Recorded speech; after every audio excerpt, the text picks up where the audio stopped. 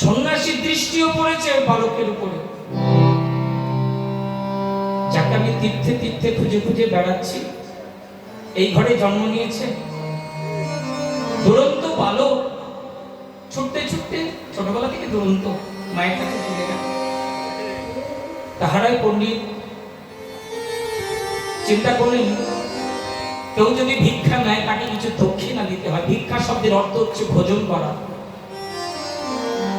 এদিকটা আমাদের আছে বলে আমরা অতটা দেখতে পাই না, কারণ কেউ কারো বাড়িতে নিমন্ত্রণ করে ডেকে খুব কম বাড়িতে কিছু দক্ষিণা দেয়,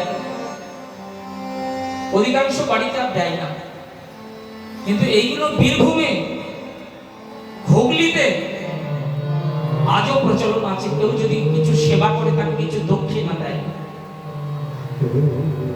তা পণ্ডিত একটা স্বর্ণ মুদ্রা নিষে দিতে যাচ্ছে, একটা স্বর্ণ মুদ্রা দিতে যাচ্ছে। বললো, দেখো আমি বৃহত্যাগী সন্ন্যাসী, আমি তো তোমার স্বর্ণ মুদ্রা গ্রহণ করতে পারবো না। তা পণ্ডিত, আমি যদি তোমার কাছে কিছু চাই তুমি কি আমাকে দেবে?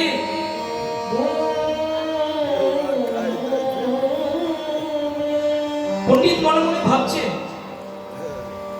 সন্ন্যাসী স্বর্ণ মুদ্রা যার কাছে তুচ্ছ, যদি আমার ঘরে থাকে আমি অবশ্যই দেব। বলুন কি চাই বলে ভাবি না?